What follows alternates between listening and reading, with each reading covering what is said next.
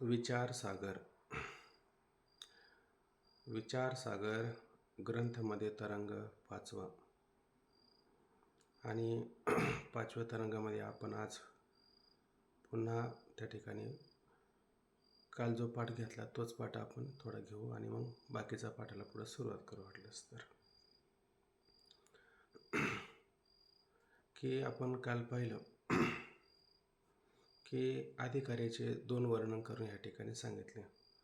मग दोन अधिकारी सांगत असताना एक उत्तम अधिकारी सांगितला आणि एक मध्यम अधिकारी त्या ठिकाणी सांगितला. मग हे दोन अधिकारी सांगता उत्तम आणि मध्यम असे अधिकारी का सांगितले, त्याचं कारण काय? कारण उत्तम अधिकारी सांगत असताना त्याला चौथा असणारा तरंग ज्यामध्ये शास्त्राला सुरुवात झाली तो त्या ठिकाणी चौथा तरंग सांगितला. परंतु बुद्धिमांद्य असल्यामुळं त्याला चौथा जो तरंग आहे तो त्याला मात्र विषय झाला नाही.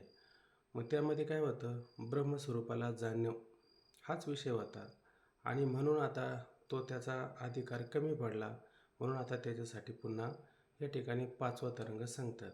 मग हा अधिकारी कोण आहे, तर हा त्याच्यापेक्षा मध्यम असणारा अधिकारी आहे. म्हणून त्याच्यासाठी हा पाचवा तरंग सांगितला.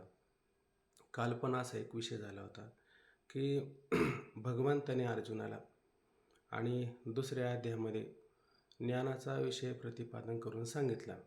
आणि ज्ञान सांगत असताना हे सांगितलं की नैनम छिंदंती शस्त्राणी नैनम दहती पावका न चैनम क्लेदियांत्यापो न शोषयती मारता.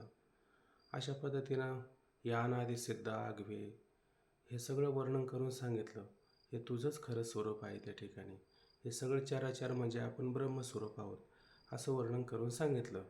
आणि ते तर्काचे आधी ठे गोचर न विक्रीटी, ते तर्काला सुद्धा त्या ठिकाणी गोचर म्हणजे विषय होऊ शकत नाही. कारण नेम काय केला की जे ज्याचं स्वरूप असतं ते त्याला कधी विषय होऊ शकत नाही.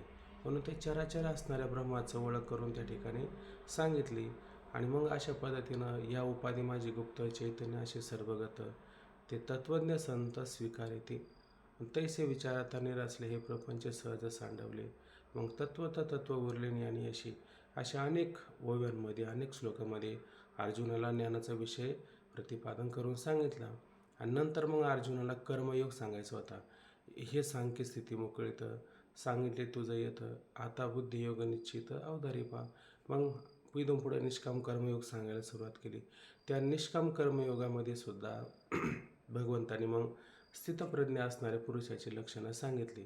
आणि मग स्थितप्रज्ञ पुरुषाचे लक्षण सांगण्याच्या नंतर त्यामध्ये काय केलं की देखे रिद्धी सिद्धी तया परी आली गेली से न करी जो विगोंतला असे अंतरी महासुखी. जो अंतकरणामध्ये तुका म्हणे नाही जाणीव अंतरी आंतरिया थारा आनंदाच्या अशा अवस्थेला प्राप्त झालेला आहे. त्याला काही करायचं शिल्लक राहिले का? काही करायचं शिल्लक राहत नाही.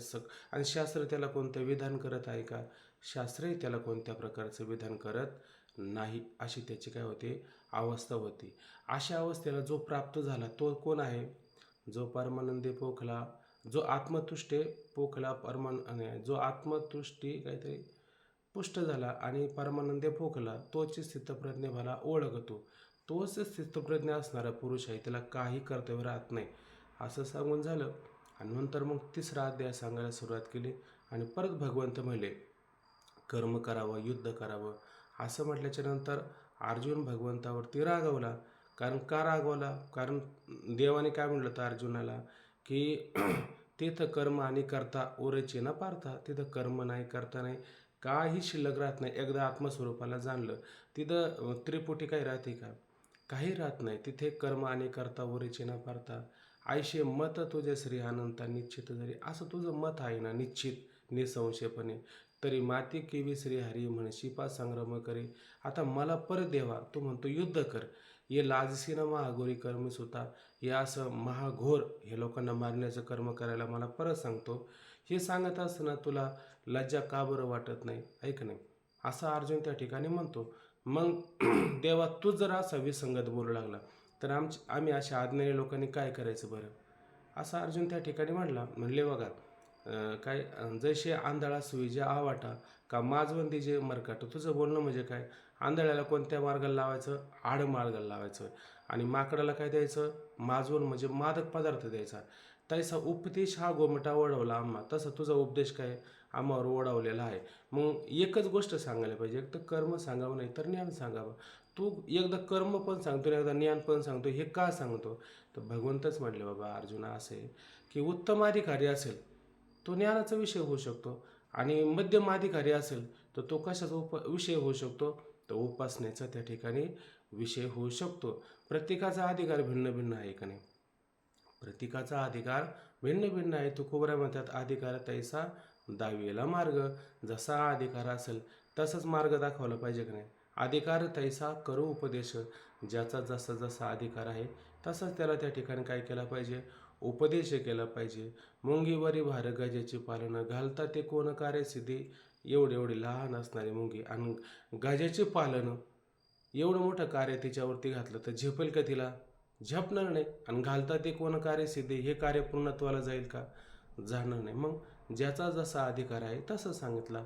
म्हणून उत्तम अधिकारी असेल तर त्याला कोणता मार्ग सांगितला? विहंग मार्ग सांगितला. आणि मध्यम अधिकारी असेल तर त्याने कर्म उपासना करायची. म्हणजे तो कोणता मार्ग झाला? पिप्पलिका मार्ग. एक आहे विहंग मार्ग, एक आहे पिप्पलिका मार्ग. विहंग मार्ग म्हणजे विहंग म्हणजे पक्षाचा मार्ग सांगितला. काय ओबे ते देखे उत्पलवाना सरिसा, पक्षी फळाची झोंबे जायचा, सांगे नरू केवी तैसा वेगे पावे. सांग बरं, तो नरू म्हणजे मनुष्य तितक्या वेगाने जाईल का? जाणार नाही. ऐका नाही. तो ज्ञानाचा अधिकारी होईल का? होणार नाही. मग तो कसा होईल? हळूहळू ढाळे ढाळे, हळूहळू त्या ढाळे ढाळे या डाळीवरून त्या डाळीवर, या फांदीवरून त्या फांदीवर, असं करून त्या फळापर्यंत जाऊ शकतो की नाही? जे फळ त्या पक्षाने चाकलं तेच फळ मनुष्यसुद्धा चाकू शकतो. पण कसं? हळूहळू. तसं सगळेच त्या ठिकाणी साधक चौथ्या तरंगाचे अधिकारी असतात का? असत नाही. मग त्यांना आता ते ब्रह्म काय होत नाही? ज्ञेय होत नाही, म्हणजे ज्ञानाचा विषय होऊ शकत नाही. मग तेच ब्रह्म त्यांच्यासाठी काय होईल? ध्यानाचा विषय होऊ शकतं. म्हणून ते काय केलं? एक काय उभे त्याच्यात काल बोलून गेलो आपण, एक ज्ञान योगी म्हणजे जो सांख्या अनुष्ठीजे, जेथ ओळखी सवी पाहिजे तद्रूपता. त्याला फार कष्ट घ्यावं लागलं का? तो सहज ब्रह्मस्वरूपाला जाणू लागला का नाही? सहज जाणू लागला. परंतु मग आता हा जो दुसरा आहे, एक कर्मयोगी जाणव, जेथ साधक जन निपुण. हे कर्मयोगामध्ये साधक काय होतं? निपुण होतं, म्हणजे निष्णांत होतं, अंतकरण शुद्ध होतं, अंतकरण पवित्र होतं. मग अंतकरण शुद्ध झालं, पवित्र झालं, म्हणजे मग त्याच्यामध्ये काय होणार आहे? ज्ञानच होणार आहे ना. ज्ञानानेच ब्रह्मस्वरूपाला प्राप्त होता येतं का नाही? का ज्ञाना वाचून होता येईल? वाचून ज्ञानी विनयके उपाय करशी जितके. जितके पण उपाय केले ते कशासाठी होतील? फक्त अंतकरण शुद्ध आणि अंतकरण स्थिरता, एवढाच त्याचा हेतू होऊ शकतो. त्यापेक्षा अन्यथा हेतू होऊ शकत नाही. म्हणून हे न्यायाचा जरी मार्ग सांगितला तर न्यायाच्या माध्यमातून सुद्धा काय करायचं? आपलं हा ध्येयाचा मार्ग जरी सांगितला तर ह्या ध्येयाच्या माध्यमातून काय होणार आहे? आपलं अंतकरण शुद्धच होणार, अंतकरण स्थिरच होणार ना. आणि याच्यातून काय होणार आहे? त्या ब्रह्मस्वरूपाला जाणायचं, म्हणजे त्याचं ज्ञान करून घ्यायचं. शेवटी कोणत्याच मार्गात यावं लागतं? शेवटी यायचं जरी झालं तर त्याला ज्ञानाच्या मार्गातच यावं लागतं. म्हणून हा चौथा तरंग नाही कळला तर त्याला पाचवा तरंग कळावा, आणि पाचवा तरंग कळला की आधी चौथ्या तरंगात जो विषय झाला तोच विषय याला समजून घ्यावा लागेल. दुसरा काही पर्याय आहे का? दुसरा काही पर्याय नाही. म्हणून त्याला ब्रह्म ज्ञेय होत नाही. म्हणून त्याला तेच ब्रह्म काय करायला सांगितलं? ध्येय करायला सांगितलेलं आहे, असं नेहमी. ठीक आहे ना.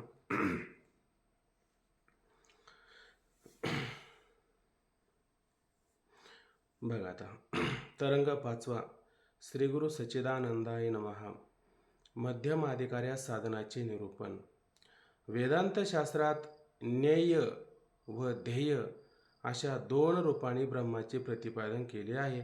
आता वेदांत शास्त्रामध्ये काय केलं की ज्ञेय म्हणजे ज्ञानाचा मार्ग आणि ध्येय म्हणजे ध्यानाचा मार्ग. ज्ञेय शब्दाच्या वरती करा ज्ञानाचा मार्ग, ध्येय म्हणजे ध्यानाचा मार्ग, असं केलं तरी चालेल. अशा दोन रूपाने ब्रह्माचे प्रतिपादन केले. असे दोन रूप करून त्या ठिकाणी काय केलं? ब्रह्माचा विचार प्रतिपादन केलेला आहे. उत्तम अधिकाऱ्यास विचारद्वारा ब्रह्म ज्ञेय म्हणजे ज्ञानाचा विषय असते. आता जर त्याच्या ठिकाणी उत्तम अधिकारी असला, उत्तम अधिकारी म्हणजे काय?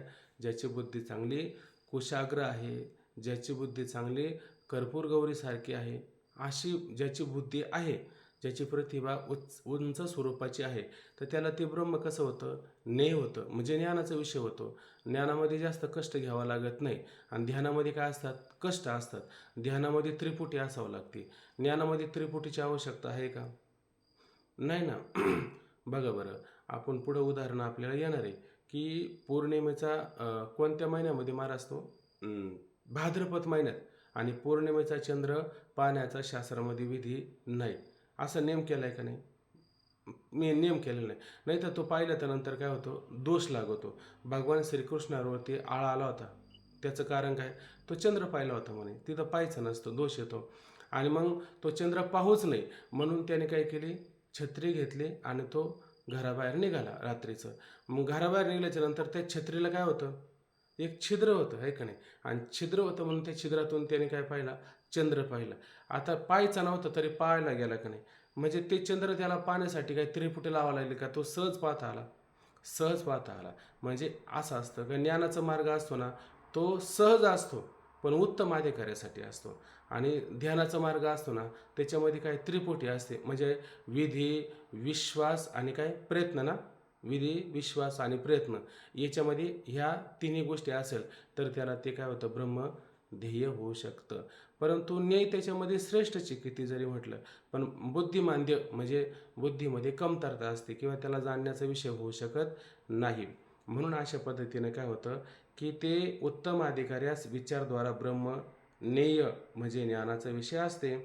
मध्यम अधिकाऱ्यास काही प्रतिबंधामुळं ब्रह्माचे ज्ञान होत नाही. आणि जो मध्यम अधिकारी असतो त्या मध्यम अधिकाऱ्यास काही प्रतिबंधामुळं, काही प्रतिबंध बुद्धिमांद्य किंवा आपण आपल्यापाशी आपल्याला काही प्रतिबंध येतात की नाही, आणि त्या प्रतिबंधामुळं सांगितलेला विचार आपल्याला स्फुरतं का, स्फुरत नाही. ऐक नाही का बरं, जास्त विक्षिप्त चित्त असलं तर त्याच्यामध्ये ते विषय होतं का ज्ञान, ते ज्ञान आपल्याला विषय होऊ शकत नाही. म्हणून मध्यम, मग तो अधिकारी कसा झाला, उत्तम होण्याच्या ऐवजी काय झाला, मध्यम अधिकारी त्या ठिकाणी झाला. मध्यम अधिकाऱ्यास काही प्रतिबंधामुळं ब्रह्माचे ज्ञान होत नाही. आणि काही प्रतिबंध असेल तर ते ब्रह्माचं त्याला ज्ञान होत नाही. म्हणजे इथं काय घ्यायचं की बुद्धिमांद्य हाच प्रतिबंध जास्त घ्यायचा प्रयत्न करा. काही काहींचं कसं असतं की किती जरी गोंधळ असलं तरी त्यांना त्या गोंधळात सुद्धा ते कळतं. म्हणजे याचा अर्थ काय होतं, तिथं बुद्धिमांद्य अजिबात नसतं. आणि ज्या ठिकाणी बुद्धिमांद्य असतं तिथं त्या बुद्धिमांद्याच्या प्रतिबंधा दोषामुळं त्याला ते ब्रह्मज्ञेय होत नाही. म्हणून त्याला तेच ब्रह्म काय करून सांगितलं, ध्येय करून सांगितलं, ध्यानाचा विषय करून सांगितलं. मध्यम अधिकाऱ्यास काही प्रतिबंधामुळं ब्रह्माचे ज्ञान होत नाही.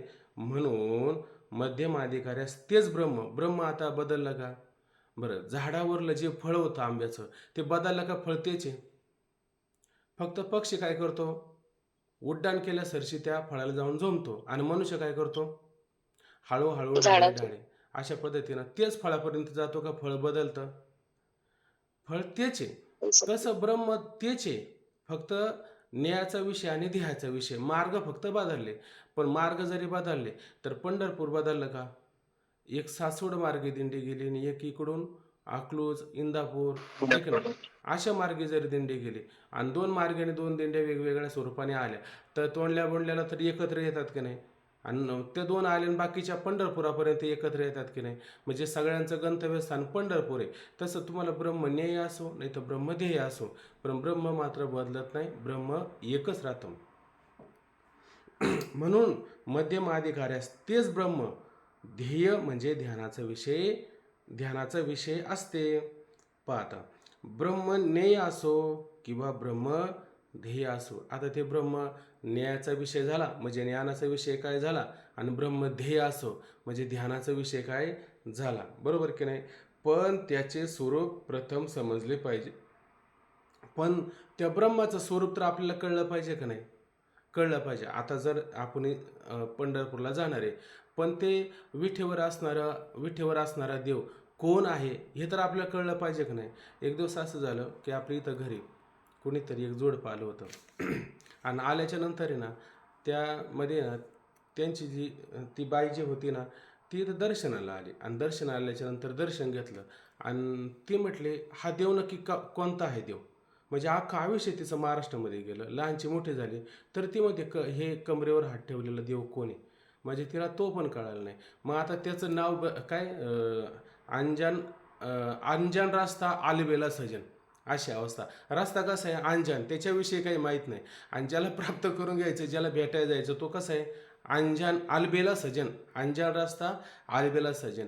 मग आता त्याला कसं काय भेटायचं बरं, त्याचं कसं काय ज्ञान होणार आहे, असं होऊ शकत नाही. मग ज्या परमात्म्याला आपण भेटी करता चाललोय त्याचं काही स्वरूप आहे का नाही, काहीतरी ऐकलं पाहिजे का नाही, सुंदर ते ध्यान उभे विठेवरी करकटावरी ठेवून या, असं काही असलं पाहिजे का नाही. समजा तटस्थ स्वरूपाने कळलं तर स्वरूप लक्षण काय, सत्य ज्ञान अनंत गगनाचे प्रावरण, नाही रूपवर्ण गुण जेथे तो हरी श्री हरी पाहिलं डोळे भरी, ऐक नाही.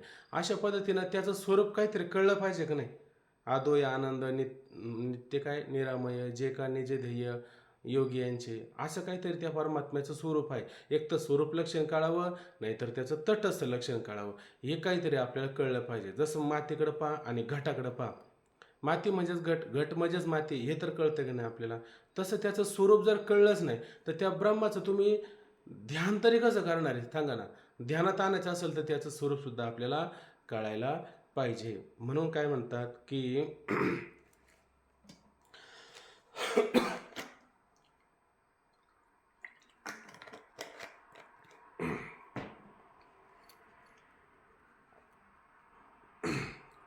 पण त्याचे स्वरूप प्रथम समजले पाहिजे. स्वरूपच माहीत नसेल तर ध्याता ध्यान तरी कसले करणार, ऐक नाही. आणि स्वरूप जर माहीत नसेल तर ध्यान करणारा जो ध्याता आहे तो ध्यान कसे करेल बरं, येईल का करता त्याला. मग त्याला उलट ध्यान करायला जाईल आणि ध्यान करताना काय होईल, ध्यानात सुख होतं का नाही. मग त्याच्याऐवजी त्याला सुख होईल का दुःख होईल, उलट सुखापोटी क्षीण होईल ना, आहे का नाही. काय आपण नेहमी उदाहरण घेतो, कानडीने केला मराठा भ्रातर, एकाचे उत्तर एका नाही, तिने पाचरले येलबा म्हणून येलबा. आणि याने फक्त येल सोडून बाच ऐकलं, बा म्हणजे मी काय बाबा आहे काय, ऐक नाही असं म्हणलं, मी तर हिचा पती आहे असं म्हणू लागला. म्हणजे याचा अर्थ काय, हिनं काय सांगितलं त्याला कळा नाही, त्याने काय सांगितलं हिला कळा नाही, ऐक नाही. आणि दोघांनी तर लग्न केलं, आणि लग्न कशासाठी केलं, सुखासाठी लग्न केलं. आता इथं सुख झालं का दुःख झालं, का सुखापोटी शिनच झाला, सुखापोटी शिन झाला का, स्वरूपच कळा नाही, ती काय भाषा म्हणते हे याला कळा नाही, ऐक नाही. आणि हा काय म्हणतो तिला कळा नाही. अशा पद्धतीनं जर ते स्वरूपच जर कळलं नाही तर सुखापोटी शिन नाही व्हायचा का. किती काही दिवस आपण ध्यान केलं तर ते ध्यानात तर येईल का आपल्याला, येणार नाही. उलट योगियांच्या ध्यानी ध्याता नातूड अशी, आणि उलट तो आम्हापाशी मागे पुढे, ऐक नाही. आम्हाला किती सहज आहे बरं, नामदेव महाराज म्हणतात, ऐक नाही. तसं त्याचं स्वरूप आपल्याला कळलं पाहिजे. पण त्याचे स्वरूप प्रथम समजले पाहिजे. स्वरूपच माहीत नसेल तर ध्यान तरी कसे करणार. आणि स्वरूप जर माहीत नसेल तो जो ध्याता आहे त्याचं ध्यान तरी कसले करणार. उपासनेच्या प्रकरणात श्री तुकोबरायांनी पावावया उपासना ब्रह्मस्थानी प्रस्थान, काल अभंग पाठवला होता महाराजांनी. आता जर तो स्क्रीनवर राहिला तर मग त्याचा विचार करता येणं वाटलं असतं आपल्याला. तर उपासनेच्या प्रकरणामध्ये श्री तुकोबरायांनी पावावया उपासना ब्रह्मस्थानी प्रस्थान.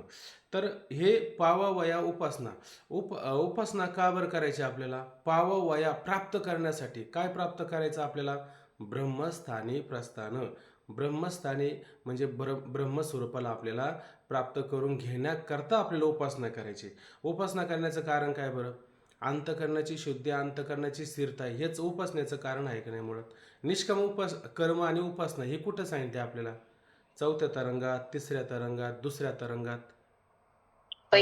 पहिल्या तरंगात सांगितले का नाही. म्हणजे निष्काम कर्म उपासना तिथंच आले का नाही, तिथंच आले. मग चौथा तरंग सांगून जर कळला नसेल तर उपासना कुठंतरी कमी पडली का नाही, कमीच पडलेली आहे. म्हणून काय अभंगाची सुरुवात त्या यज्ञभूतांच्या पाळणा वेद कार्य करणं, पावावया उपासना ब्रह्मस्थानी प्रस्थान. ब्रह्मस्थानी प्रस्थान.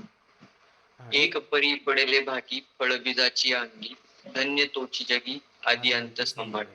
आवश्यक तो शेवट, येर अवघी खटपट, चालू जाणे वाट, ऐसा विरळा एखादा, तुका होनी निराळा, शराक्षरा वेगळा, पाही निगम काळा, बोले विठ्ठल प्रसाद. याच्यातून काय घ्यायचं, आता सगळं नाही घ्यायचं म्हणा, याच्यात काय घ्यायचं, यज्ञभूतांच्या पाळणं. तर हा जो यज्ञ आहे तर हा यज्ञ कशासाठी आहे बरं, आलं ते आता आलं लक्षात माझ्या तू. पाठवता अभंग, पण आता बरेच दिवस झालं त्याच्याकडे लक्ष नाही दिलं म्हणून जरा थोडा विसर पडला. आता काय सुरुवात आली यज्ञभूतांच्या पाळणा. आता जो यज्ञ केला जातो, हा यज्ञ कशासाठी केला जातो? तर सगळ्या भूतमात्राचं त्याच्यामधून काय व्हावं, पालन व्हावं, याच्यासाठीच हा यज्ञ केला जातो की नाही, यज्ञभूतांच्या पाळणा. आणि तो यज्ञ होत असताना त्याच्यामध्ये काय असतं बरं, भेद कार्य कारण. त्याच्यामध्ये कार्य आणि कारण याच्यामध्ये भेद असतो की नाही.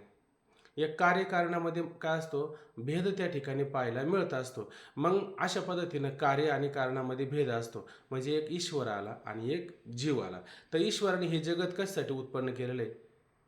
ईश्वराने जगत तर आपल्या सर्व भूतमात्रांसाठी हे जगत उत्पन्न केलं की नाही.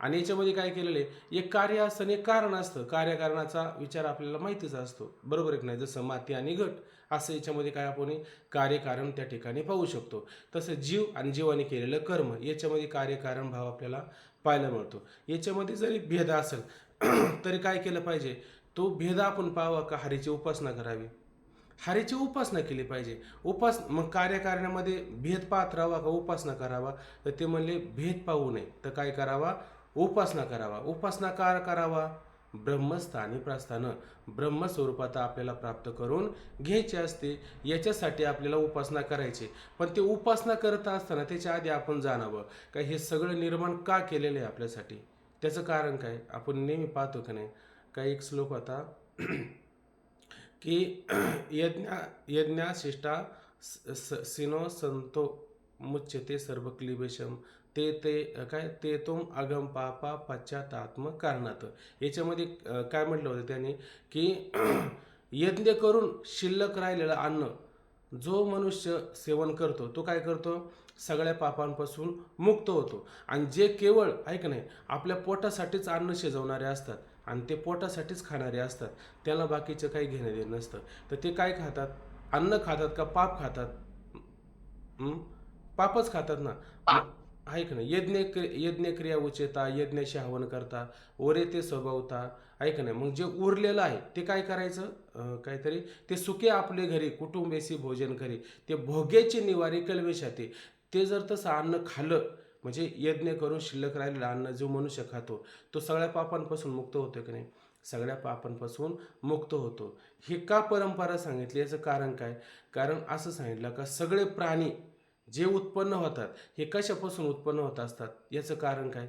काय श्लोक येतो, अन्नाद भवंती भूतानी पर्जन्याद संभवा पर्जन्यादनद यज्ञात संभव, पर्जन्य यज्ञ कर्म समुद्भव. यज्ञ कर्म समुद्भव, कर्म ब्रह्म आणि भवम विद्धी ब्रह्माक्षरम समुद्भव ना. हो, ब्रह्मा बरोबर. कर्म बरोबर. ब्रह्मोद्भवम विद्धि ब्रह्माक्षर समुद्भवम तस्मात् सर्वगतं ब्रह्म नित्यं यज्ञे प्रतिष्ठितम्. तस्मात सर्वगतम ब्रह्मम नित्यम यज्ञ प्रतिष्ठिता, हा विचार त्याच्यामध्ये आला का नाही. तर त्याच्यामध्ये हा विचार का आलेला आहे, तर त्याने सांगितलं बघा. तर ह्याच अभंगाचं किंवा ह्याच चरणाचा विचार त्याच्यामध्ये आलेला आहे का. असं म्हटलं त्याने की सर्व प्राणी अन्नापासून आहे, बरोबर ना. हा जो देह आहे याला कोणता देह म्हणतो आपण, प्राणमय कोश म्हणतो, मनोमय कोश म्हणतो का अन्नमय कोश म्हणतो, अन्नमय कोश. म्हणजे हा देह हे सगळे प्राणी भूत मात्र कशापासून पुष्ट होतात, अन्नापासून. अन्न कसं उत्पन्न होतं, पावसापासून. ऐका, पावसापासून. आणि पाऊस कशापासून होतो, यज्ञापासून. यज्ञ कशापासून, कर्मापासून. कोणतं कर्म, वेदविहित कर्म. विहित कर्मापासून यज्ञ होतो, आहे का नाही. आणि विहित कर्म कशापासून आहे, कोणी सांगितलं आपल्याला विहित कर्म करायला, शास्त्रांनी. म्हणजे वेदाने आपल्याला विहित कर्म करायला सांगितलं, बरोबर ना. आणि शास्त्र वेद कशापासून आहे, हा वेदार्थ सागरू अपौरुषेय आहेत वेद. म्हणजे त्या परमात्म्यापासून वेद आहे का नाही. मग याचा अर्थ काय झाला की तो परमात्मा जर वेदात असेल आणि वेदापासून कर्म असेल आणि कर्मापासून यज्ञ असेल, यज्ञापासून पाऊस असेल, पावसापासून अन्न असेल, अन्नामध्ये प्राणी असेल, तर सगळ्यामध्ये ब्रह्म नेहमी प्रतिष्ठित आहे का नाही. सगळ्या यज्ञामध्ये, सगळ्या जीवामध्ये सगळीकडे ब्रह्म व्यापलेलं आहे का नाही? सगळीकडेच ब्रह्म व्यापलेलं आहे. त्याच्यासाठी अजून एक अभंग आहे का तुकोबाराय म्हणतात, आम्ही सांगतो हे कुठपर्यंत तुम्हाला उपासना करायची. ते म्हणले, वेद विहित तुम्ही ऐका हो कर्म, बोलती ते वर्म संतापुढे. बरोबर आहे का नाही? वेद विहित तुम्ही ऐका हो कर्म, वेद विहित तुम्ही कर्म काय आहे ते ऐका. म्हणले काय? बोलतो ती वर्म संतापुढे, मी संतापुढे हे वर्म सांगतो. काय सांगतो? वेद वेद तुम्ही ऐकाव कर्म, बोलवतो ती वर्म संतापुढे. चारही वर्ण झाले एकच अंगी. ही 4 वर्ण झाले की नाही? ब्राह्मण, क्षत्रिय, शूद्र आणि वैश्य.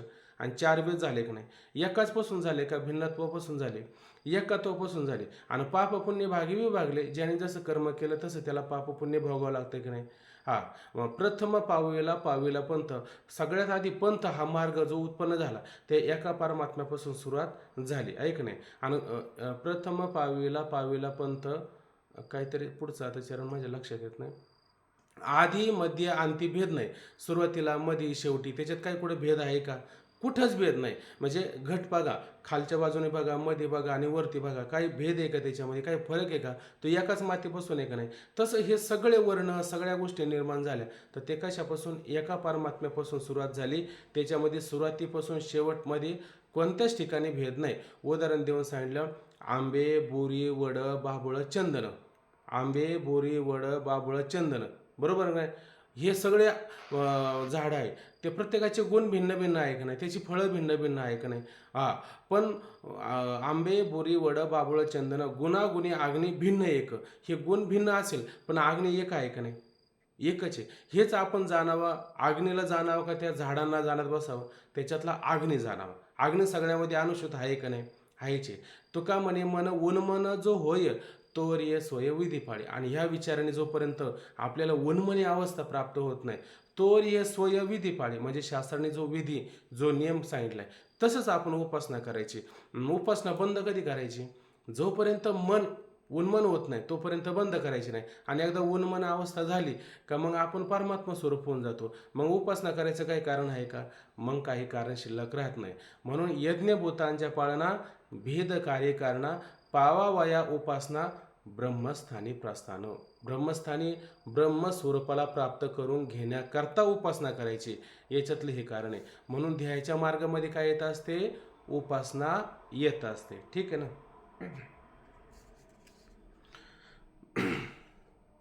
म्हणून स्वरूपच माहीत नसेल तर ध्यान तरी कसले करणार?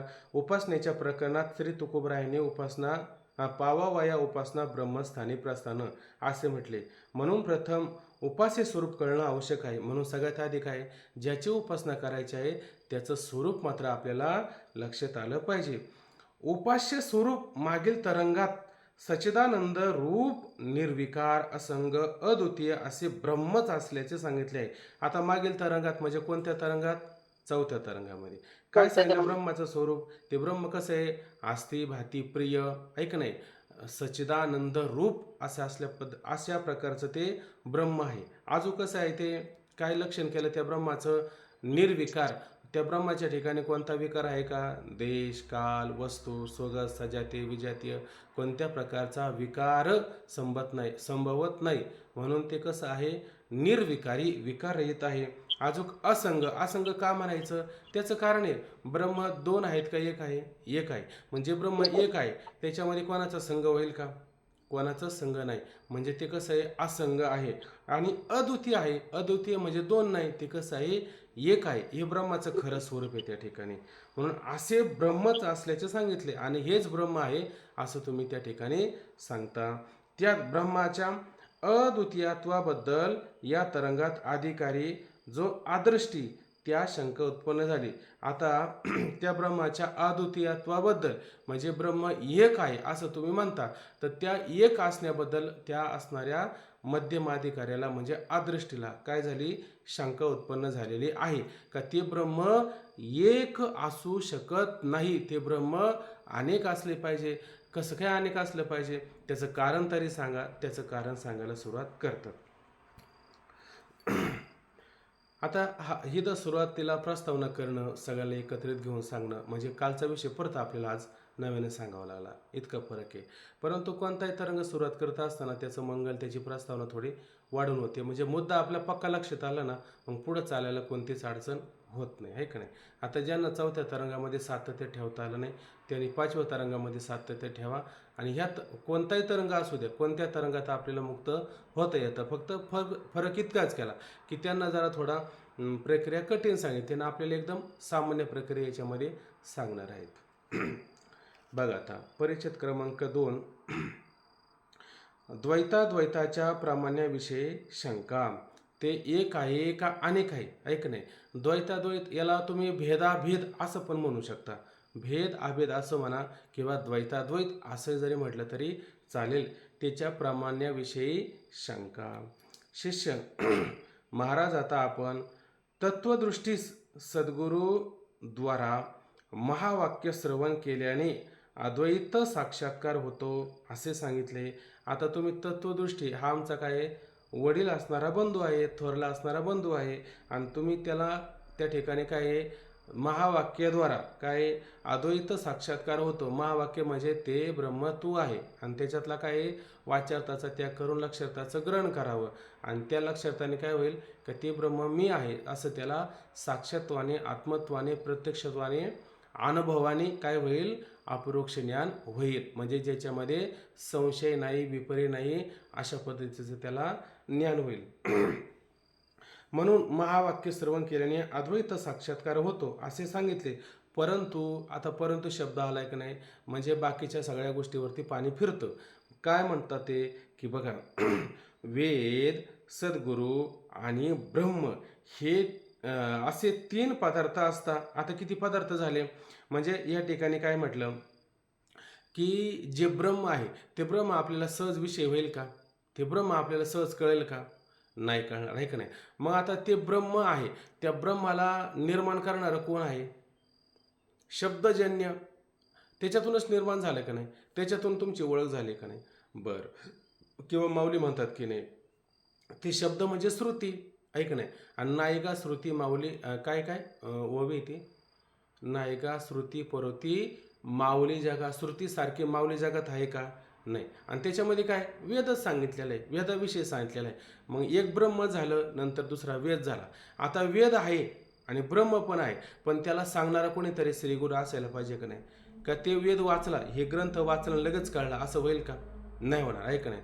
मग तिथं काय होईल की ब्रह्म पण आहे, वेदसुद्धा कसे ब्रह्मस्वरूपच आहे, आणि सांगणारे जे श्रीगुरू आहेत ते कसे आहेत, ते पण ब्रह्मस्वरूपच असतात की नाही. श्रोत्रिय, ब्रह्मनिष्ठ आणि कृपाळू हे सगळी त्याचीच लक्षणं आहे का नाही. म्हणजे जसं वेदामध्ये भ्रम प्रमाद काय विप्रलिप्स आणि कारणापाठव हा दोष आहे का, वेदात नाही. सद्गुरूमध्ये पण हा दोष आहे का, हा नाही. आणि ब्रह्मामध्ये हा दोष आहे का, हा दोष नाही. म्हणजे या 3 गोष्टी एक होतील का, का त्या 3 गोष्टी 3च राहतील, एक होती. बरं एक होतील. तर मला सांगा, सद्गुरू जे आहे किंवा त्या ठिकाणी वेद आहे, हे ब्रह्मकार्य आहे का अविद्याकार्य आहे, सद्गुरु ब्रह्मकार्यच आहे. ब्रह्मकार्य.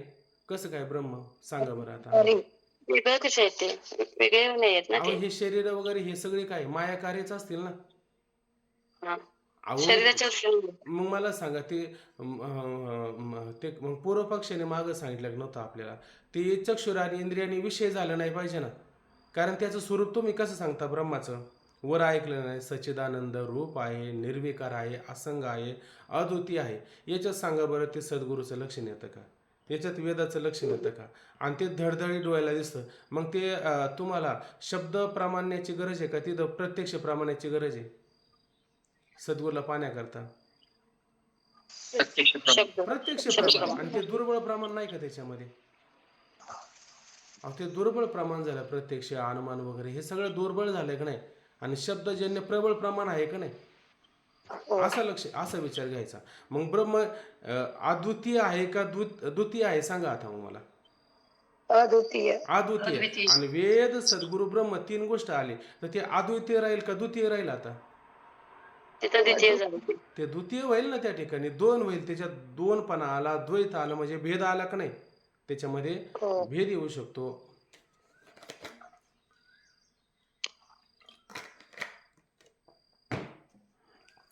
बरं ठीक आहे. असे असे सांगितले, परंतु वेद, सद्गुरू आणि ब्रह्म हे 3 पदार्थ असतात. ब्रह्मास अद्वितीयत्व कसे असेल? मग त्या ब्रह्माला अद्वितीयत्व कसे असेल? इतर अविद्या कार्य पदार्थ जसे मिथ्या, त्याप्रमाणे सद्गुरू वेद मिथ्या मानले तर ब्रह्मास अद्वितीयत्व येईल. आता बघा, इतर बाकी सगळं कसं आहे? अविद्या कार्य, आणि त्याच्यामध्ये वेद आणि सद्गुरू यांना तुम्ही अविद्या कार्य मानू शकता की नाही? अविद्या कार्यचं मानावं लागेल, त्याच्याशिवाय काही पर्याय आहे का? नाही. पण अविद्या कार्यच मानलं तर हित आहे आपलं. वेद आणि सद्गुरू यांना अविद्या कार्य मानलं तरच येते, आणि यांना अविद्या कार्य मानलं नाही तरी पण आपलं हित होऊ शकत नाही. ते हित कसं होऊ शकतं? आपल्याला पुढं पाहिजे. साधक बाधक व्यवहार, समान सत्तेमध्ये साधक बाधक व्यवहार होतो, विषम सत्तेमध्ये साधक बाधक व्यवहार होत नाही. म्हणून त्या वेद सद्गुरूला काय म्हणावं लागेल? आपल्याला अविद्या कार्यचं मानावं लागेल, याच्याशिवाय आपल्याला पर्याय नाही आहे. परंतु आता तो संगती लावताना ब्रह्माला द्वितीय मानायचं का अद्वितीय मानायचं? वेद, सद्गुरू आणि ब्रह्म 3 पदार्थ एकत्र आले तर ब्रह्माच्या ठिकाणी अद्वितीयत्व राहत नाही.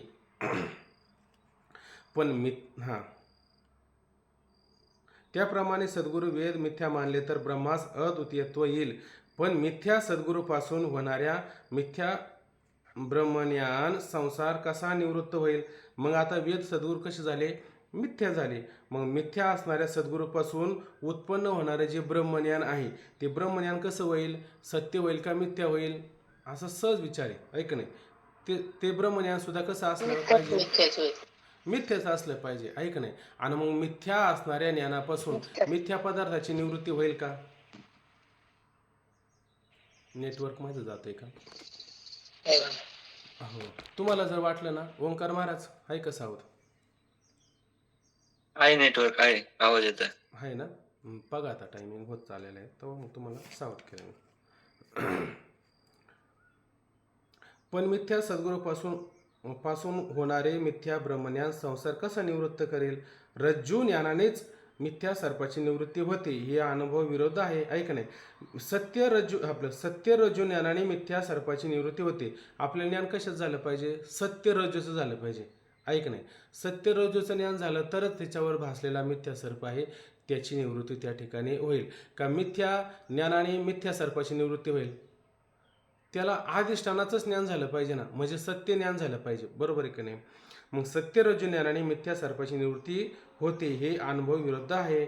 बरे, सद्गुरू वेदास मिथ्या मानून त्यापासून संसार निवृत्त होतो असे मानावे तर मिथ्या मृगजळाने ही तृष्णेची निवृत्ती झाली पाहिजे. बरं, सद्गुरू मिथ्या आहे का नाही? मग मिथ्या असणाऱ्या सद्गुरूंपासून संसार निवृत्ती होते असं जर मांडलं तर मृगजळ सत्य आहे का मिथ्या आहे? मिथ्या. मग मिथ्या मृगजळाने तृष्णेची निवृत्ती व्हायला पाहिजे, होते का? होत नाही. म्हणजे मग वेद सद्गुरू तुम्हाला मिथ्याच मानले पाहिजे, ऐक नाही. आणि वेद सद्गुरू जर नसेल तर ब्रह्मज्ञान होईल का आपल्याला? मग किती मोठी विसंगती होती, किती मोठं पेचात पडल्यासारखं होतं, बरोबर आहे का नाही? ठीक आहे. आता तो इथं मुद्दा काय उपस्थित झाला की द्वैत मानायचं का अद्वैत मानायचं, हा मुद्दा त्या ठिकाणी उपस्थित होतो. आणि हा मुद्दा आपला इथं लगेच सुटणार नाही. आपला मुद्दा कुठं सुटणार आहे? नंतर पुढं सुटणार आहे. सद्गुरू वेदास मिथ्या मानून त्यापासून संसार निवृत्त होतो असे मानावे तर मिथ्या मृगजळाने तृष्णेचीही निवृत्ती झाली पाहिजे. म्हणून वेद व सद्गुरू सत्य आहेत किंवा मिथ्य आहेत? म्हणून ते वेद सद्गुरू आम्हाला सांगा, ते सत्य आहेत का मिथ्य आहे? म्हणजेच काय, ते द्वैत मानावा का अद्वैत मानावा? द्वैत मानायचं म्हणजे काय? वेद, सद्गुरू आणि ब्रह्म या 3 गोष्टी मानायच्या, ऐक नाही. म्हणजे झालं काय? द्वैत. आणि अद्वैत मानायचं म्हणजे काय? एक फक्त ब्रह्म मानायचं, ऐक नाही. एक फक्त ब्रह्म मानायचं. मग आम्ही द्वैत मानावा का अद्वैत मानावा अशी त्याने त्या ठिकाणी काय केलेली? शंका केलेली. म्हणजेच द्वैत मत प्रमाण आहे किंवा अद्वैत मत प्रमाण आहे, याचे समाधान सांगावे अशी प्रार्थना, याचं समाधान करून सांगा अशी प्रार्थना त्या ठिकाणी करतात. श्री गुरु हे शिष्य भगवान शंकरांनी शंकराचार्यांचे रूप धारण करून जे अद्वैत मत प्रतिपादन केले आहे तेच प्रमाण आहे. काय म्हटलं या ठिकाणी? नेटवर राहत नाही माझं, काय येतो आवाज? थांबल्यासारखं होतं मला. आता येतोय. येतो ना? बघा आता परत लक्ष द्या. श्री गुरु हे शिष्य भगवान शंकर आणि शंकराचार्यांचे रूप धारण करून जे अद्वैत मत प्रतिपादन केले आहे तेच प्रमाण आहे. कोणतं प्रमाण मान? शंकराचार्यांनी ऐक नाही आणि भगवान शंकरांनी शंकराचार्यांचं रूप धारण केलं आणि येऊन काय केलं त्यांनी? अद्वैत मत प्रतिपादन केलेलं आहे. तुला मानायचं झालं तर कोणतं मत मान? अद्वैत मत त्या ठिकाणी मान. द्वैत मत मात्र त्या ठिकाणी मानू नको. तर बघा आता मुद्दा असा येतो की भगवान शंकर आणि शंकराचार्यांच्या रूपाने जर आले असतील तर त्यांचा जन्म म्हणायचं का अवतार म्हणायचं? अवतार. अवतार असतं. अवतार आहे. तो अविद्या कार्य आहे का माया कार्य आहे? मायाकारी असं ऐक नाही. जसं आपण मागे पाहिलं की तुकोबरायांचं उदाहरण देऊन पाहिलं, ऐक नाही, ज्ञानोबरायांचं उदाहरण देऊन पाहिलं, नाथबाबांचं उदाहरण देऊन पाहिलं. कोणाला हा देह वैकुंठाला नेता आला का? नाही नेता आला. मग तुकोबराने तो देह वैकुंठाला नेला का नाही? बरं माऊलींना जाऊन किती 700 वर्ष झाले. माऊली गेले का माऊली हाय तसेच आहे? माऊली आहेच, समाधीस्थ माऊली, ऐक नाही, माऊली समाधीस्थ म्हणून त्यांचा काय 16च होतो ना त्या ठिकाणी. हा, आणि नाथबाबा जेव्हा गोदातटी गेले, गंगेमध्ये प्रवेश केला आणि गंगेमध्ये प्रवेश केल्याच्या नंतर त्यांचा विग्रह, त्यांचं शरीर जेव्हा त्या पाण्यामध्ये समर्पित झालं, पण त्याच्यामध्ये काही सापडलं का लोकांना? काहीतरी सापडायला पाहिजे होतं ना, ऐका नाही, काहीतरी हाडं वगैरे काही असते वगैरे काही सापडायला पाहिजे होत्या. त्या सापडल्या का त्यांना? त्यामध्ये त्या सापडल्या नाही, आहे का नाही. म्हणजे याचा अर्थ हे शरीर कोणतं होतं? हे अविद्या कार्य होतं, पंचमहाभूताचं होतं का माया कार्य होतं? माया कार्य होतं, आहे का नाही. आणि अशा पद्धतीनं हे माया कार्य शरीर असल्यामुळं त्यांना अशा पद्धतीनं विलक्षण असं काहीतरी त्याच्यामध्ये, जसं आपण नेहमी पाहतो की नाही, तुका भासला मानवी वेशधारी परिहा लीला विग्रही निर्विकारी स्वये श्रीहरी व्यापक सर्व जीवा तुका तोची तो हा परब्रह्म ठेवा. जसे तुकोबराय परब्रह्माचा ठेवा होता, तसं हे भगवान शंकराचार्य आहे की नाही, हे कोण होते? भगवान शंकरच होते, याच्यामध्ये काही अन्यथा नाही. म्हणून हे शिष्य भगवान शंकरांनी शंकराचार्यांचं रूप धारण करून जे अद्वैत मत प्रतिपादन केले आहे तेच प्रमाण आहे. द्वैत मताचे प्रतिपादन करणारे, आता बघा द्वैत मत प्रतिपादन करणारे आहेत ते कोण कोण आहेत? तर आपण किती सगळे शास्त्र पाहतो, तर त्याच्यामध्ये 12 शास्त्र पाहतो. 6 आस्तिक शास्त्र असतात आणि 6 नास्तिक शास्त्र असतात. आता काही ठिकाणी 9 शास्त्र मांडले जातात, काही ठिकाणी 12 शास्त्र मांडले जातात. आता त्याच्यामध्ये 12 शास्त्र म्हणजे आपण सरळ सरळ पाहतो की आस्तिकमध्ये काय आहे की 6 शास्त्र त्याच्यामध्ये आपण पाहत असतो, त्यांची नावं तुम्हाला पाठ असतील, आहे का नाही. ते नावं जरी पाठ नसेल तर त्याची मतं मांडणारे इथं आचार्य ह्या ठिकाणी सांगितलेले आहेत. तर कोण कोण आहे त्याच्यामध्ये? आपण जे मत मांडतो ते कोणतं मत मांडतो? द्वैत मत मांडतो का अद्वैत मत मांडतो? आपण आपलं कोणतं दर्शन आहे? अद्वैत दर्शन, ऐक नाही. मग अद्वैत दर्शन कोणाचं आहे? शंकराचार्यांचं आहे किंवा व्यासांचं आहे, ऐक नाही. आपलं अशा पद्धतीनं त्याच्यामध्ये आपण काय सांगतो की ब्रह्म सत्य जगन मिथ्या जीव ब्रह्मेव नापरा. ब्रह्म सत्य आणि जगन मिथ्या आहे. हे जगत मिथ्या आहे म्हणजे जगत कसं आहे? सता सतावून विलक्षण अनिर्वचनीय मिथ्या आपण असं त्या ठिकाणी त्याला म्हणत असतो. मग आहे असंही म्हणत नाही आणि नाही असं म्हणत नाही, आहे असं म्हणत नाही, नाही असं म्हणत नाही. त्याच्यासाठी कोणता शब्द वापरला? अनिर्वचनीय. हे कसं मांडतो आपण? अनिर्वचनीय त्या ठिकाणी मांडत असतो. म्हणून ब्रह्म सत्य जगन मिथ्या असं आपण त्या ठिकाणी मांडणारे आहे. आता लोक म्हणतात तुम्ही मायावादी. आपण मायावादी का ब्रह्मवादी? खरं पाहायला गेलं तर आपण ब्रह्मवादीचे, पण आता बाकीच्याने आपल्याला मायावादीमध्ये जोडण्याचा प्रयत्न केला. आपण मायावादी नाही, फक्त ते ब्रह्माच्या ठिकाणी काय ही माया उत्पन्न झाली आणि ती कशी आहे? स्वश्रेय आणि स्वविषया, म्हणजे पाण्यावर शेवळ राहून पाण्याला काय करतं? आच्छादन करते. तशी ही माया ब्रह्माच्या आश्रयाला राहून ब्रह्माला काय करते? आच्छादन त्या ठिकाणी करत असते. ठीक आहे ना? आलेत का दादा?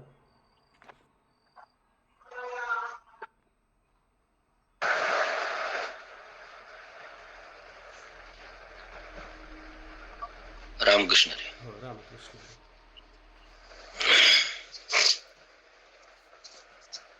बरं वाटलं.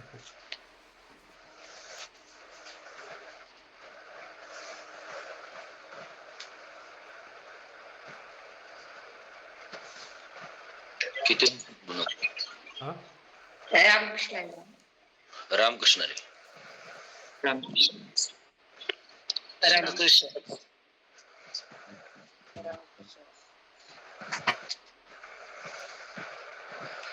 किती वाजता पाठ पूर्ण होतो? 6 वाजता पाठ पूर्ण होतो. 6 वाजून 10-5 मिनिटं इकडे तिकडे होतात, काय अडचण नाही. हा, 6 वाजत आले आता. हो, 10-15 मिनिटं आपण बोलू शकतो, काय अडचण नाही. तुमचं समारोप करा. नाही काय नाही, बोला दादा, तसं काय नाही, आम्ही करू नंतर वाटलंच तर. समारोप करा, मग बोलतो ना.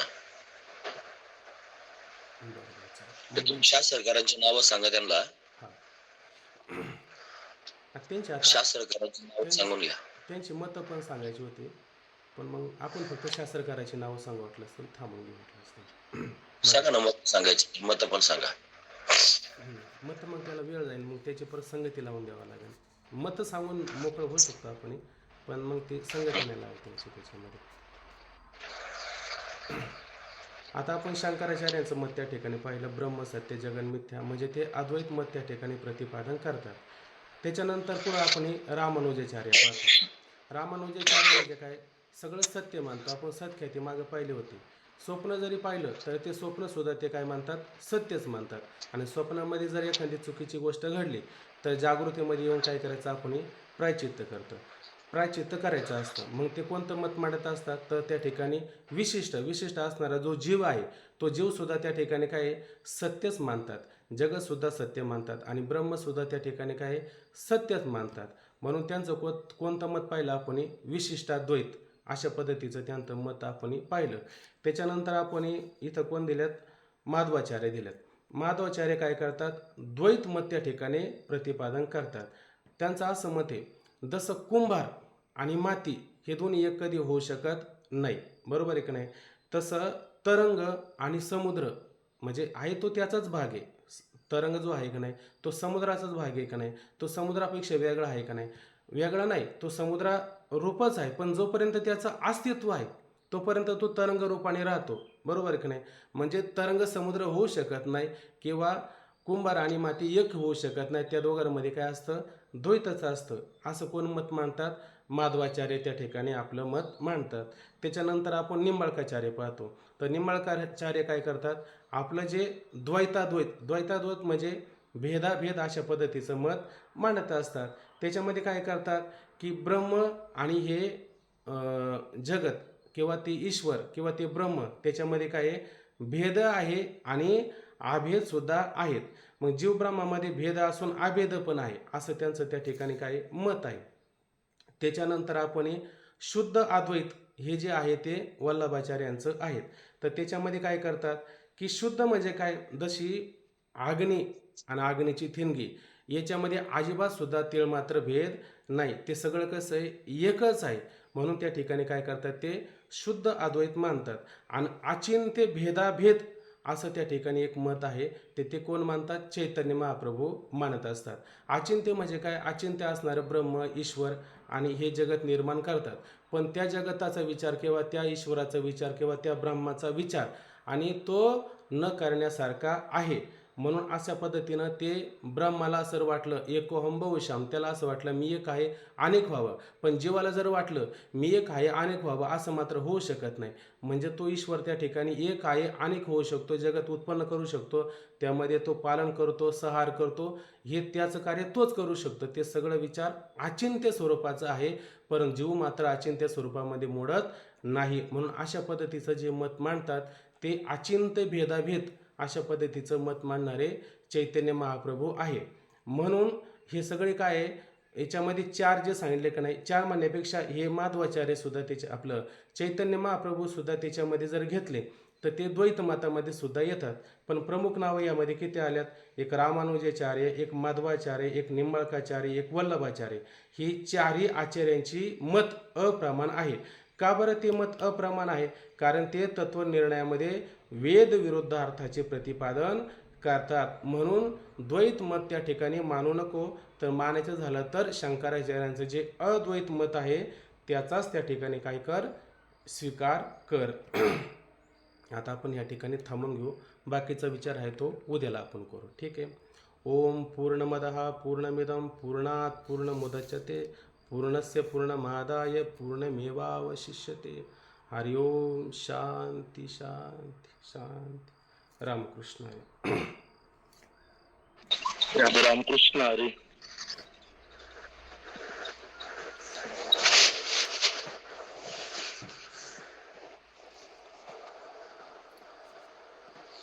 रामकृष्ण हरी. रामकृष्ण.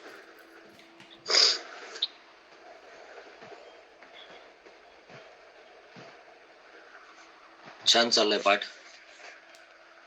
सर्वजण पाठाचा आनंद घेत आहेत. वेदांत वाक्येषु सदा रमन्ते असं आचार्यांचं म्हणणं आहे. सदैव वेदांत वाक्यामध्ये रममान झालं पाहिजे. सदैव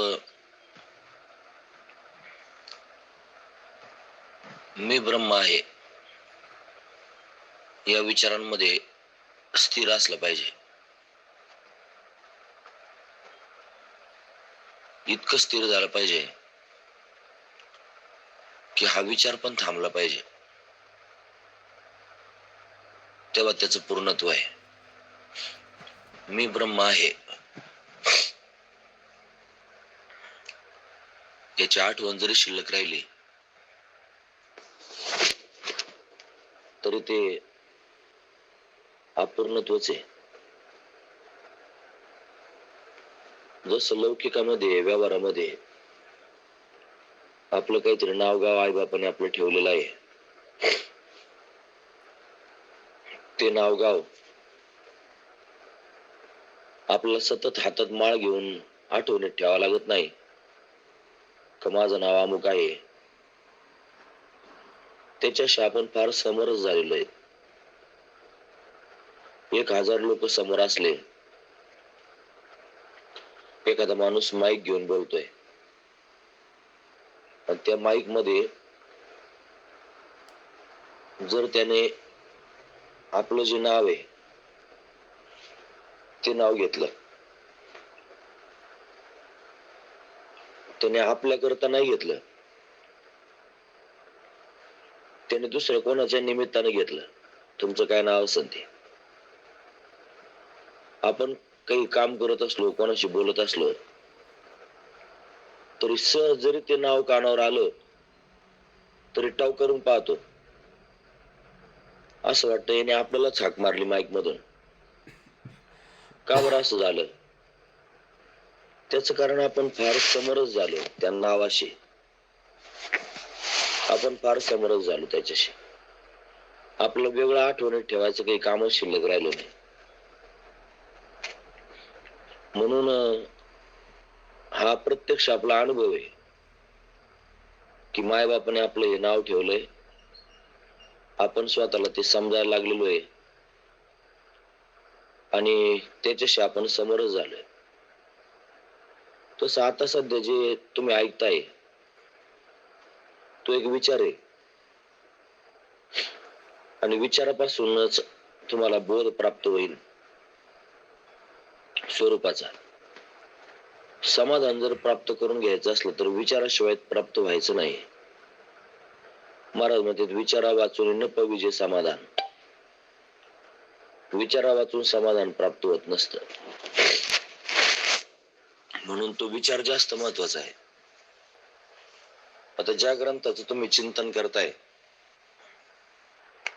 तो ग्रंथ म्हणजे विचाराचा सागरच. तो चिंतनीय असणारा ग्रंथ आहे. तो श्रवण करण्याची गरज आहे. काही गोष्टी गरजेने केल्या जातात. भूक लागलेल्या माणसाला जेवण करण्याची गरज आहे. तहान लागलेल्या माणसाला पाणी पिण्याची गरज आहे. तसं या कलिकालामध्ये मनुष्य शरीर प्राप्त झालेल्या जीवाला मुक्त होण्याची गरज आहे. त्याला मुक्त होण्याकरता काय केलं पाहिजे? एकच पर्याय आहे, त्याचं नाव आहे विचार. त्यानं विचार केला पाहिजे. बिगर विचाराचा तो मुक्त होऊ शकत नाही. काय विचार केला पाहिजे? मी ब्रह्म आहे असाच विचार केला पाहिजे. आणि त्या विचाराची पराकाष्ठा किती झाली पाहिजे? जसं मी तुम्हाला व्यवहारातलं उदाहरण सांगितलं की तुमचं नाव ठेवलंय आईबापाने, त्याच्याशी तुम्ही एवढे समरस झाले की तुम्हाला परत आठवणीत ठेवायचं काम राहिलं नाही की हे माझं नाव आहे म्हणून. ते तुमचं आहेच असं तुम्ही पक्क करून घेऊन ठेवलेलं आहे. तसं मी ब्रह्म आहे हे म्हणण्यापुरतं, जप करण्यापुरतं असं शिल्लक न ठेवता त्याच्याशीच तुम्ही समरस झालं पाहिजे. मग आपाप अवस्था प्राप्त होईल. तुल्य निंदा स्तुतिर्मौनी असं गीता सांगते की नाही? म्हणजे तुमची निंदा केली, तुमची स्तुती केली तरी तुमच्या मनामध्ये हा विचार चालू राहील की ज्याची स्तुती केली जाते तो मी नाही, मी तर ब्रह्म आहे. ज्याची निंदा केली जाते तो मी नाही, मी तर ब्रह्म आहे. शरीराला कोणत्या प्रकारची व्यथा झाली, फार घसा त्रास द्यायला लागला, थोड्या वेळात खोकला यायला लागला, फार डोकं दुखायला लागलं, फार पाय दुखायला लागले, फार पोट दुखायला लागलं, मग माणूस सारखा विचार करतो, कितीतरी ब्रह्मज्ञान सांगणाऱ्यांकडे पाहिलंय मी, मला असं का झालं, मला असं का झालं, मला असा त्रास होतो, मला असं फलानं होतं. मग कधी कधी विचार येतो, हे तोंडाने तर लोकांना ब्रह्मज्ञान सांगतात आणि प्रॅक्टिकलात स्वतःला देह समजतात. ब्रह्मज्ञान सांगावं की ब्रह्म समजावं हा विचार आहे ना. म्हणून नुसतं ब्रह्म स्वरूपाला जाणण्यापेक्षा, ब्रह्मस्वरूप जगाच्या समोर सांगण्यापेक्षा त्याच्याशी समरस आपण आहोत हे जाणलं पाहिजे. त्याला तुम्हाला स्वतंत्र ब्रह्म व्हायचं नाहीये. तत्वमस्यादी महावाक्यांचा उद्देश हा नाही की तुम्हाला ब्रह्म करायचं, असं नाही. तुम्ही आहेतच, फक्त तुम्ही स्वीकारायचं. तुमची मान्यता जी आता सध्या चालू, त्या लौकिक भौतिक मान्यतेला दूर करून जी तत्वदृष्टीने प्राप्त झालेली मान्यता आहे, वेदाला अनुसरून असणारी मान्यता आहे, त्या मान्यतेचा स्वीकार करायचा आणि समरस व्हायचं. आणि ते समरस होऊनच आपलं जीवन जगायचं. मग द्वंद्वातीत अवस्था तयार होईल. तो नांदतेन भेदे परी भेद न देखत नांदे. मग तो भेदामध्ये वावरत राहतो पण त्याला भेद दिसत नाही. तो अभेद स्थितीला प्राप्त होतो. म्हणून त्याचं सहज वागणं, सहज बोलणं सुद्धा ब्रह्मरूपच होत. त्याच्या ठिकाणी पाप पुण्य, श्रेष्ठ कनिष्ठ, उच्च नीच, पवित्र अपवित्र हे कोणत्याच प्रकारचं द्वंद्व राहत नाही. द्वंद्वातीत होऊन जातो. आपण श्री गुरूंविषयी बोलताना म्हणतो द्वंद्वातीतम असं म्हणतो ना, ते द्वंद्वातीत झालेले आहेत. ब्रह्म आनंदम परम सुखदम केवलम ज्ञानमूर्ती असं ज्यांच्या विषयी आपण म्हणतो. का म्हणतो? त्याचं कारण ते त्याच्या पलीकडे गेलेले आहेत, ते त्याच्याशी समरस झालेले आहेत, त्यांना ती स्थिती बांधलेली आहे. म्हणून या ग्रंथांच्या माध्यमातून हळूहळू आपण चिंतनाने त्या स्थितीपर्यंत जायचंय. आणि ही स्थिती आपण प्रॅक्टिकलात आपल्या जीवनामध्ये आणायची. याच्याकरता हा 8 तास आहे. रोज आपण नित्यनेमाने पाठ ऐकतो, फार श्रद्धेनं ते समजून घ्यायचा प्रयत्न करतो. हे समजून घेत असताना आपला अंतःकरणातला भाव असाच असला पाहिजे की आपण त्या स्थितीपर्यंत जायचंय. मग हळू आपल्याला ते स्वीकारून या लौकिकातल्या गोष्टी झटकता आल्या पाहिजेत. त्याच्यावर आरूढ होता आलं पाहिजे. सगळे कर्म करता करता त्या सगळ्या कर्मांमध्ये आणि आपल्या स्वस्वरूपाची संवेदना आली पाहिजे. स्वामीजींनी एक पत्र लिहून पाठवलं मला. मला म्हणले, बाळा, आपण स्वरूपाचं चिंतन असं करावं की संपूर्ण चराचरामध्ये सुद्धा आपल्याला स्वस्वरूपाचीच अनुभूती यावी. म्हणून जेवढं सगळं बाहेर विश्व दिसतं ते सगळं ब्रह्ममय आहे. आत पाहिलं तरी ब्रह्ममयच आहे. त्या ब्रह्माला सोडून काही नाहीच. म्हणून त्याच्या ठिकाणी कोणत्या प्रकारचं द्वंद्व नाही. निर्द्वंद्व, निशंक, विचरतामही सुखानंद हृदय स्थिरावला. ते निर्द्वंद्व झाले, निशंक झाले, कोणती शंका राहिली नाही. विचरतामही, मही म्हणजे पृथ्वी, विचरण करणे, द्वंद्वरहित होऊन, निशंक होऊन जर तुम्ही या पृथ्वीवर विचरण केलं तर काय होईल? सुखानंद हृदय स्थिरावला अशी अवस्था प्राप्त होईल. म्हणून भगवंताच्या भक्तीने सुरुवात करावी. भक्ती ते नमन. वैराग्य धारण करावं. वैराग्य तो त्याग. आणि ज्ञानापर्यंत जावं. ज्ञान ब्रह्मी भोग ब्रह्म तनू. देहाच्या निरासे पावी जया ठाया. माझी आयसी काया जवनो हे. ज्ञान ब्रह्मी भोग ब्रह्म तनू. म्हणजे ज्ञानाचा परिपाक जर काय व्हायचा असेल तर ब्रह्म तनू. ते म्हणले, आकाराशी कैसा ठाव, देह प्रत्यक्ष झाला देव. मग आता देह तर असं जड दुःख रूप आहे, नाशिवंत आहे असं आपण म्हणतो. आणि ते म्हणले देह प्रत्यक्ष झाला देव. आता देह कुठं देव होत असतो का? शरीर कुठं देव होत असतं का असं आपण ऐकतो. पण विचाराची व्यापकता झाल्यानंतर त्याच शरीर सुद्धा त्या स्वरूपाहून त्याला वेगळं वाटत नाही. तयाचे 20 शब्द सुखे मनोयती वेद.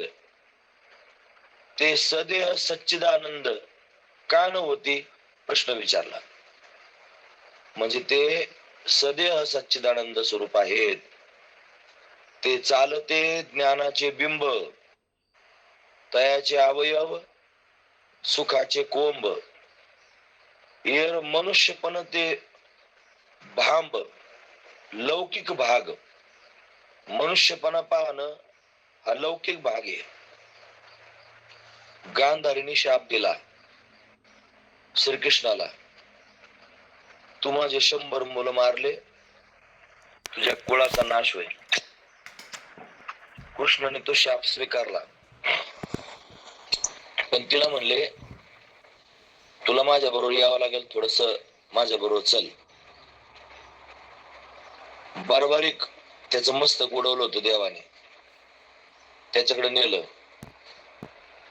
आणि त्याच्या समोर नेल्यानंतर, तू संपूर्ण महाभारती युद्धाचा साक्षी आहे, कोणी कोणाला मारलं सांग. त्यावेळेला त्या गांधारीने बोलायला सुरुवात केली, त्या कृष्णाने कट कारस्थान केलं, माझे पोरं मारले. भीष्माचार्यांना शरपंजरी पाडलं, द्रोणाचार्य मारले, तर कृष्णाचं कारस्थान नाही का? त्यावेळेला बारबारीक म्हणला की माते, मी तुझ्या बोलण्याबरोबर सहमत आहे, हे सगळं कृष्णाचंच कारस्थान आहे. तिला फार दिलासा मिळाला, तिला वाटलं हा माझ्या बाजूने बोलतोय. पण तो दुसऱ्या क्षणाला बोलायला लागला, पण मी तुला वर्म सांगतो म्हणला, मी काय पाहिलंय ते. इथं जेवढे मारले गेलेत ते भीष्म, द्रोण, जयद्रथ आदी करून सर्वच मारले होते. हे सगळे मरणारे कृष्ण रूपच होते आणि त्यांना मारणारा पण कृष्णच होता. कृष्णच मारित होता आणि कृष्णच मरत होता. हेच मला दिसलं. याच्यात कोणाचं पौरुष मला दिसलंच नाही, कोणाचा पुरुषार्थ मला दिसलाच नाही, की कोणी कोणाशी युद्ध केलं हे कळालंच नाही. या संपूर्ण युद्धामध्ये मला फक्त कृष्णच कृष्ण दिसत होता. म्हणजे त्याला झालेली ही अनुभूती आहे, हे रूपक झालं. ते होतं महाभारती युद्ध. त्याच्यात अनेक प्रकारचे योद्धे ते आपापलं कर्तव्य करीत होते, आपलं धर्म पालन करीत होते. पण ते कर्तव्य करत असताना त्यांना जरी द्वैत प्रतीत येत असली तरी द्रष्टा होऊन पाहणारा जो आहे त्याची द्वैत प्रतीती संपून जाते आणि त्याला अद्वैत प्रतीती त्या माध्यमातून पाहायला मिळते. तो त्या अद्वैत प्रतीतीमध्ये आणि स्थिर झालेला असतो. तसं आपणही त्या संपूर्ण जीवन यात्रेमध्ये अद्वैत प्रतीतीला जावं. सगळीकडे परमात्माच परमात्मा दिसावा, हाच या ग्रंथ श्रवणाचा परिपाक आहे, लक्षात ठेवा. म्हणून असा परिपाक जर करून घ्यावा अशी इच्छा असली तर चांगला ग्रंथ ऐका. महाराजांनी फार कष्ट घेतले श्रवण करण्याकरता. त्यांनी कसं कसं श्रवण केलंय, गाडी चालवताना कसं वेळ भेटेल त्या वेळेला, त्यांच्या कामातून दुसरा कशाचाच विचार न करता फक्त एवढाच एक विचार डोक्यामध्ये सारखा फिरत राहिल्या कारणाने त्यांना ते आत्मसात करून घेता आलं. आणि म्हणून मला जे आत्मसात झालंय ते मला फक्त माझ्या पुरतच न ठेवता जर मी इतरांना दिलं तर मला जे प्राप्त झालं ते त्यांनाही प्राप्त होईल, असा उदात्त भाव अंतःकरणात ठेवून अतिशय सुलभ रीतीने आपल्या सगळ्यांना कळल अशा पद्धतीने ते आपल्या समोर विचार मांडण्याकरिता तयार आहे. आपण सुद्धा त्या विचारांचा स्वीकार करावा आणि त्याचा स्वीकार करून आपण या तत्वबोधापर्यंत जाण्याचा प्रयत्न करावा. त्याच्याकरिताच हा 8 तास आहे. म्हणून सर्वजण आपण विचारसागर ऐकत आहोत, त्याच्यातलं मर्म आपण लक्षात घेत आहोत. ते याच कारणाकरिता लक्षात घ्यावं, अखंड त्याचं चिंतन करावं. म्हणून सारखं चिंतन करता करता आपल्याला सुद्धा आणि परमगती प्राप्त होईल, विलक्षण अवस्था प्राप्त होईल, जीवनमुक्त स्थिती प्राप्त होईल.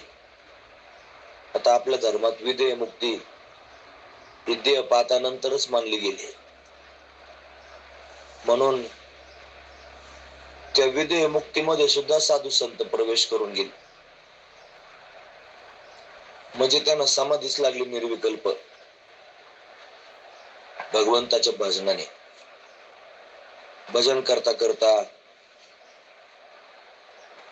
आणि देहाचा विसर पडला, म्हणजे देहीच विदेही भोगत अशी अवस्था त्यांना प्राप्त झाली. या विचाराच्या माध्यमातून जीवनमुक्त व्हावं आणि जीवनमुक्त स्थिती प्राप्त करून भगवंताचं भजन करावं आणि त्या भजनाच्या माध्यमातून विदेह मुक्त होता यावं, असं चिंतन केलं पाहिजे आणि अशा पद्धतीने श्रवण केलं पाहिजे. प्रक्रिया लवकर कळत नाहीत. वेदांतातल्या प्रक्रिया कळण्याकरता अनंत जन्मातलं पुण्य असावं लागल. तेव्हा एक प्रक्रिया कळेल. प्रक्रिया कळून घ्याव्यात, समजून घ्याव्यात. शंकराचार्यांच्या वाक्याप्रमाणे चर्या करावी. भावाद्वैतम सदा कुर्यात, क्रियाद्वैतम न करियेचित. भावाद्वैतम सदा कुर्यात म्हणजे अद्वैत स्थितीला प्राप्त करून घ्यावं, समजून घ्यावं आणि सगळ्या ठिकाणी अद्वैत भावच ठेवावा. जेवढं सगळं दिसतंय डोळ्याला,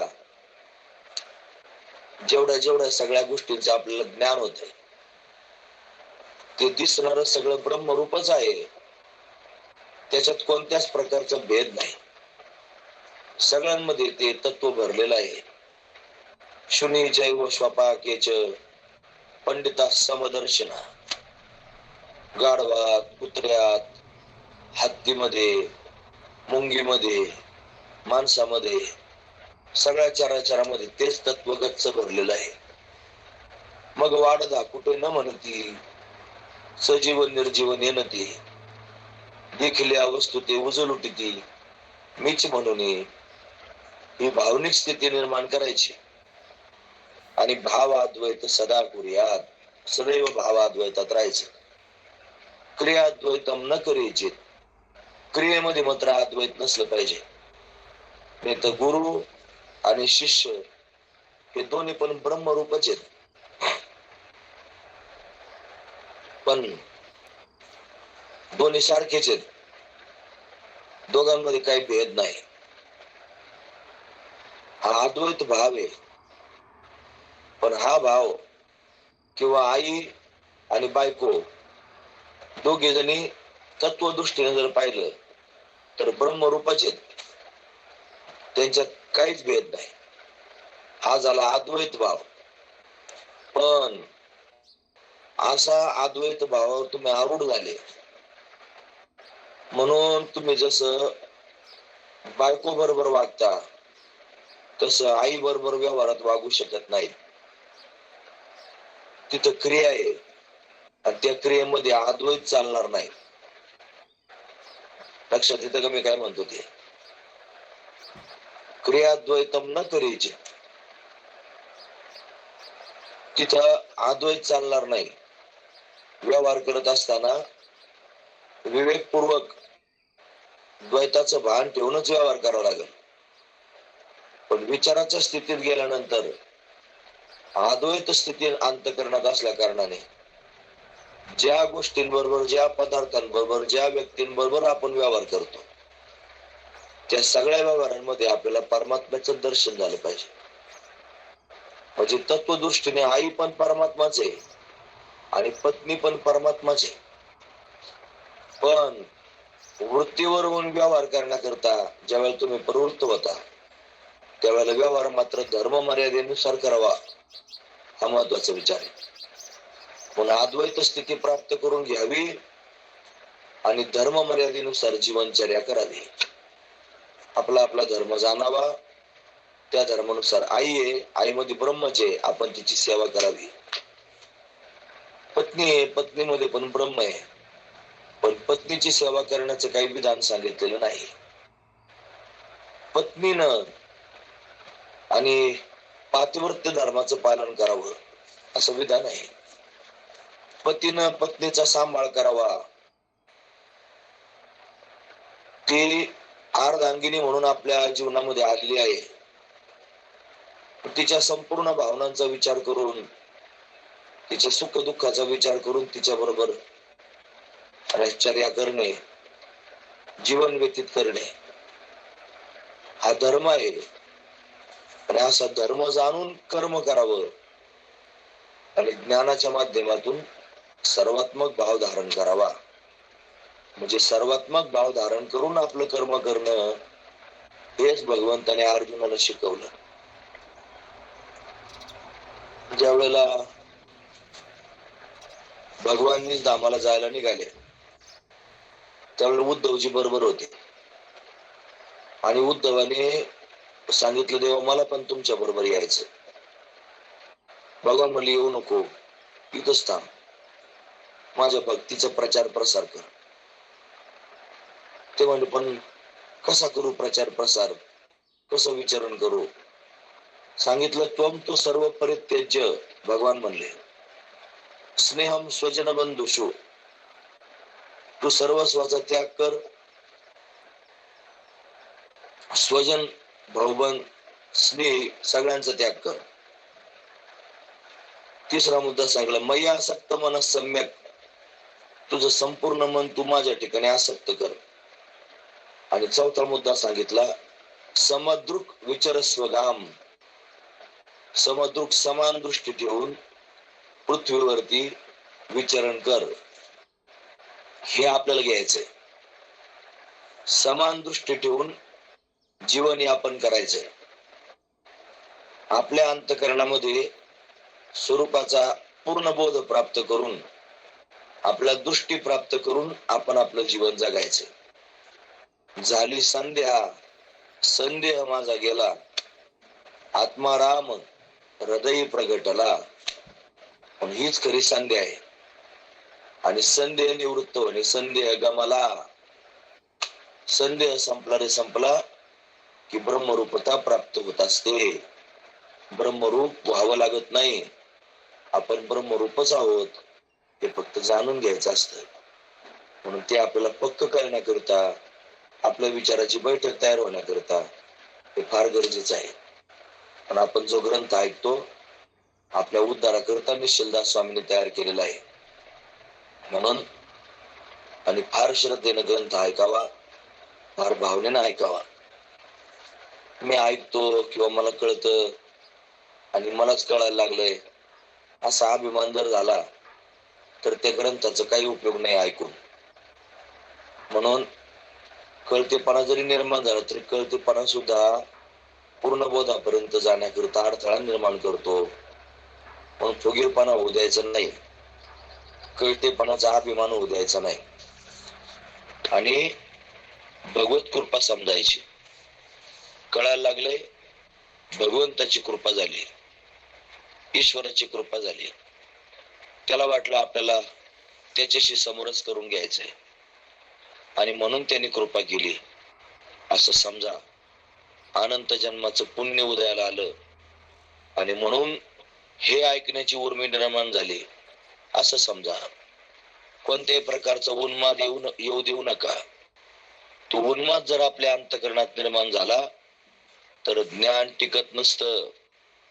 ज्ञान टिकण्याकरिता ज्ञानोबरायाने सिद्धांत सांगितला, विरक्ती वाचवली काही ज्ञानाशी तगण्याची नाही. विरक्ती असल्याशिवाय ज्ञान टिकत नाही. फुगीरपणा आला की ज्ञान निघून जात असतं. म्हणून ज्ञान झालेलं जर टिकवायचं असलं, लीन व्हा, स्थिर व्हा. जेवढे तुम्हाला व्यवहार कमी करता येतील तेवढे कमी करा. जेवढं भगवत चिंतन करता येईल तेवढं चिंतन करा. मला याचा अनुभव आहे. जेवढा मनुष्य व्यापात जातो तेवढा तो भरकटत जातो, या विचारापासून लांब जातो. उगा श्री गुरूंची कृपा, भगवंताची कृपा जर असली तरच तो त्याच्यावर टिकून राहू शकतो. अन्यथा त्याच्यावर टिकून राहणं थोडं सोपं नसतं. म्हणून प्रारब्ध बलवत्तर असतं. जीवनमुक्त झाला तरी त्याला वृत्तीवर आणतं आणि नाचायला लावतं. म्हणून जोपर्यंत उपाधी आहे, शेवटचा श्वास आहे, तोपर्यंत ही धावपळ करावीच लागणार आहे. पण ती करीत असताना आणि अशा विचारावर जाऊन जर आपण स्वतःला स्थिर केलं तर मग मात्र आपलं जीवन सफल होईल आणि ते पूर्णत्वाला जाईल असाच विचार करावा. असो, तुमच्या निर्धारित वेळेची मर्यादा उल्लंघन करून 25 मिनिटं वरती झालेली आहेत. म्हणजे साधारणतः मी अर्धा तास तुमच्या समोर आता बडबड केली असावी. म्हणून आपण आता थांबणार आहोत. फार चांगलं वाटलं. असाच रोज पाठ ऐकत जा. जे जातील त्यांना जाऊ द्या. हे पाठ ऐकायला आले नाहीत, ते आता पाठ ऐकत नाहीत, अशी कोणत्याही प्रकारची खंत करू नका. हे काय भाजी बाजार थोडाच आहे. का त्याच्यात कोणी पण आले आणि लागले भाजी घ्यायला. हे सगळ्यांचं काम नाही. हे वाघ सिंहाचं दूध आहे आणि ते काही कोणाच्या पण बुद्धीमध्ये झेपलं जात नाही. ज्याच्या बुद्धीला झेपल तोच ते घेईल. म्हणून 4 लोक जरी ऐकण्याकरिता असले तरी पाठ तेवढाच कसून झाला पाहिजे आणि 50 असले तरी तेवढाच कसून झाला पाहिजे. ऐकणारा ऐकणारच आहे. म्हणून आपण जेवढे आहात तेवढेच फार भाग्यवान आहात आणि फार छान ऐकत आहात. असंच ऐकत राहा कंटाळा न करता. एकदा विचारसागर झालेला आहे, जास्त वेळा झालेला आहे. आता परत आपला 5वा तरंग चालू आहे. म्हणून असेच तरंग आपल्या जीवनामध्ये आणि ब्रह्मबोधाची येत राहावेत आणि त्याने आपल्याला सुखी करत राहावं, हाच त्यातला भाव आहे. म्हणून सर्वांचं दर्शन झालं मला. सर्वजण ऐकत आहेत त्या आणि सर्वांना नमस्कार करतो आणि थांबतो. रामकृष्ण हरी. राम रामकृष्ण हरी.